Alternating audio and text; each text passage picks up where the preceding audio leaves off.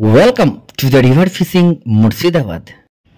নমস্কার বন্ধুরা, আজকে একটা ছোট্ট টিপস আপনাদের সাথে শেয়ার করছি। আশা করছি আপনাদের উপকারে লাগবে। ঘটনা হচ্ছে, যারা সিনিয়র শিকারী তারা তো জানে যে কখন কি করতে হয়, বাট যারা নতুন শিকারী, যারা নতুন বন্ধুরা আছে, যারা ফিশিং করে, হয়তো 4 টোপ মশলা কিনেছেন, কোনো মশলা কিনেছেন, কোনো সাদা বাকড় হোক, লাল বাকড় হোক বা অন্যান্য মশলা কিনেছেন, সেই মশলাটা ড্রাই হয়ে যাচ্ছে বা তেল কমে যাচ্ছে বা শুকিয়ে যাচ্ছে। যেসব মশলার ওপরে তেল থাকতে হয়, তাহলে মশলাগুলো ভালো থাকে না, ঠিক থাকে না।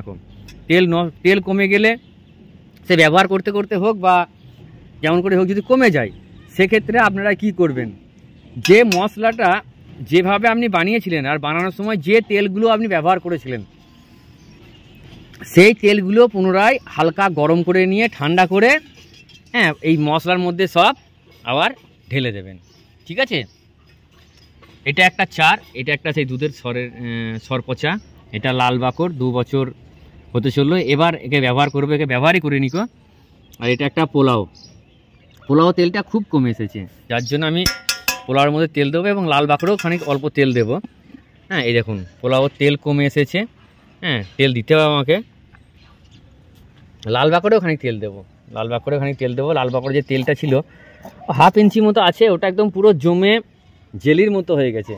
ওটাকে আমাকে তো করতে হবে, নইলে তো ওটা এবার এই সামনে সিজনে ব্যবহার করব। এই দেখুন জেলির মতো হয়ে গেছে।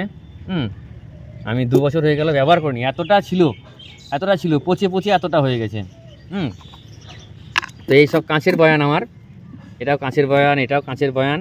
মানে ভালো মশলা কাঁচের বয়ানে রাখতে হয়, সেক্ষেত্রে মশলাগুলো ভালো থাকে।